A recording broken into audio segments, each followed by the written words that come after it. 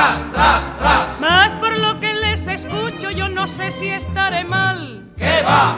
¿Qué va? Porque no me dicen guapa, ni señores que gachi, ni tampoco estás de miedo, pues exclaman siempre así.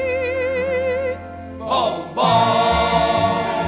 Jo hi anava al dematí, per exemple, a les 9 del matí, ja eren allà, dinava allà, teníem el que ara és tot despatx, que diguéssim, teníem una taula rodona, sembla que la vegi, i t'ho prometo que a vegades menjava sense saber el que menjava. Perquè a mi, per exemple, la gran, els mongetes, tot això no m'agrada. I un dia dic, què estic menjant jo?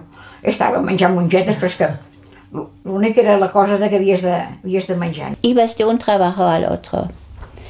Y cuando pelaba patatas, esto era como un descanso.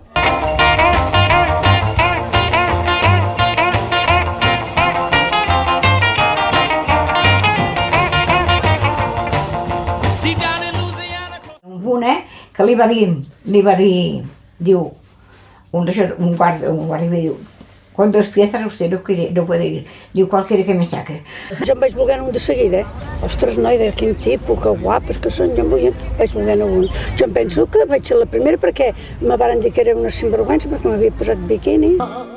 Podem constatar a la Costa Brava i a Lloret de Mar en concret que de la mateixa manera que passa en altres àmbits, el turisme, entès en termes empresarials, contempla en el seu si un lideratge femení. Elles han liderat, han portat un negoci. Ens tornem a trobar, però, amb el problema del reconeixement d'aquesta feina feta. I jo puc dir que hi he sigut feliç. Me sento contenta i orgullosa, no? O sigui, bé. No crec que hàgim fet res de l'altre món, total ens vam quedar nosaltres en un hotelet petit, perquè, o sigui, ens semblava que era el que volíem, no? Perquè, com jo dic, moltes noies de la meva edat no sabien ni què fer. Tot el que hi ha a Lloret, que ho ha canviat, el turisme, és que... Però elles, tant a nivell de hostals i fondes que hagin portat, elles han liderat. És un negoci, és una empresa, finalment, no? Però...